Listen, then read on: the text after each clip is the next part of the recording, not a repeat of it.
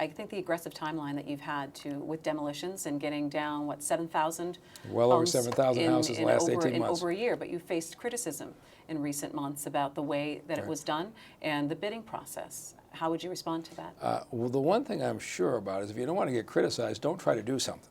But we started out in May of 2014 and took over this program that was running at the rate of 25 demolitions a week, which would have taken 31 years to get the abandoned houses down that we have today.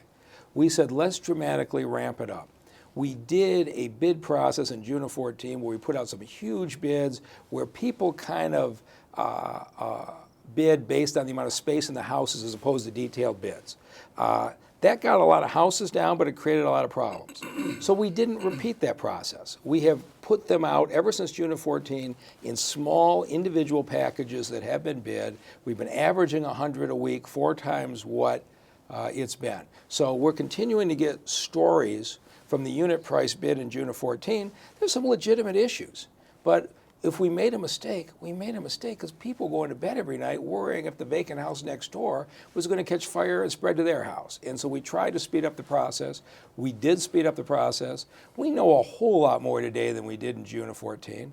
But the criticism on the unit price contract in June of 14 hasn't been repeated since. And some of the questions about that have to do with contractors who came in and helped set those prices and then got the work on the back end. There's never been any secret about the process. So what we did was this.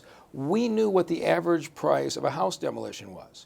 And we had contractors who were doing 25 at a time. We were trying to get contractors to bring 30 and 40 pieces of equipment from other parts of the state and other states. And so we sat them down.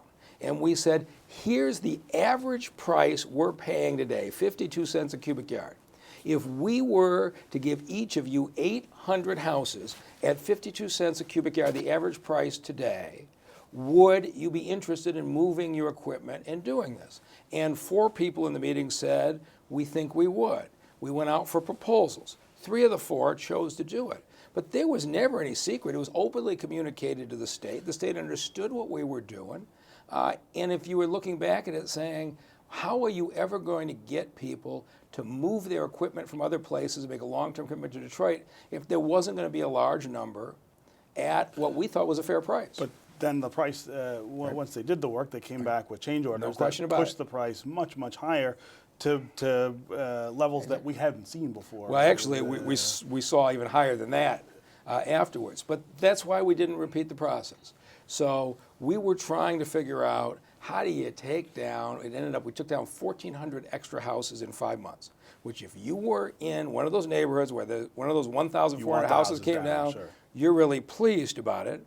But because we went so fast, there were change orders. The costs went up. The costs still weren't as high as they became 3 or 4 months later. Now they've come down to $14,000 a piece as we've gained some experience.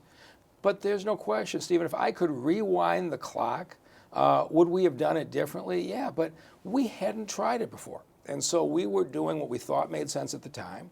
We got a lot of houses down. When we saw the problems with it, including the change orders, we said, we're not doing it that way again. And we've never done a unit price contract since. But of course, you know the media in this town, they don't want to report from the fact that from July of 14 to today, we never repeated that process because it didn't work. They're covering this like we're continuing to do it. But that's the nature of the business. And well, I think the questions we're asking are about how this happened and whether, with the history of deals in this town, looks like the specter of corruption, of course, hangs over everything. It looks like things that we've seen in the past.